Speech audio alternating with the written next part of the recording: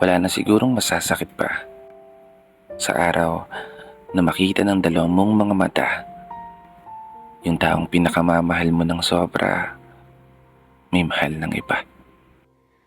Sakit, no? Wala eh. Kailangan mong tanggapin na walang permanente sa mundong to. Hindi lahat ng sayo mananatiling sayo. At hindi lahat ng gusto mo palaging gusto mo.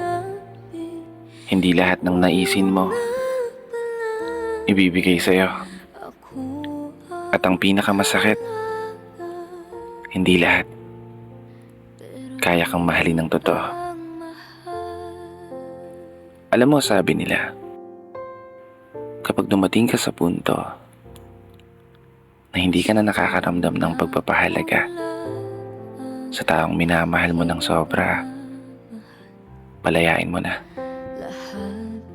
Kapag dumating na kayo sa sitwasyon na hindi na niya kayang titigan ng iyong mga mata, palayain mo na. At kapag dumating na yung pagkakataon na hindi mo na maramdaman yung init ng pagmamahal, palayain mo na. Palayain mo na yung sarili mo. Kasi alam mo, hindi kahinaan ang pagsuko sa isang laban. Lalo pat alam mo na wala ka na rin pinangahawakan. Hindi kaduwagan ang bitiwan ng isang tao na mahalaga sa'yo. Lalo pat alam mo na wala na rin patutunguhan. Oo, naunawaan kita. Tama ka rin naman. Paano mo nga ba papalayain yung isang tao na mahal mo pa? Isang tao na nag-iwan ng mga pangako na sabihin yung dalawa. Aabutin yung mga pangarap ng magkasama. Magkahawak ang kamay na sasalubungin ng umaga.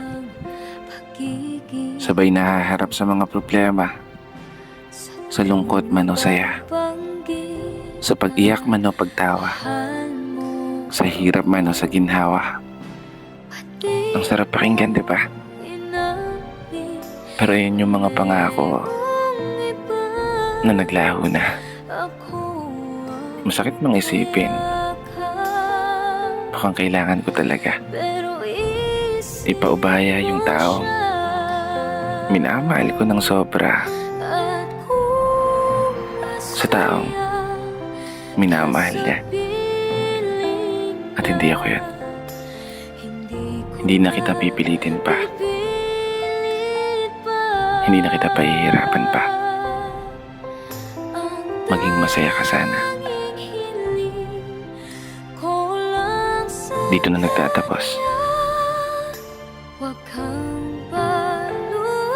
Kaya isang pagpupugay para sa lahat ng mga tao na patuloy na nagmamahal kahit pa patuloy na nasasaktan. Ako nga po pala si Brother Matt at ito ang aking munting tula. Sana nagustuhan nyo.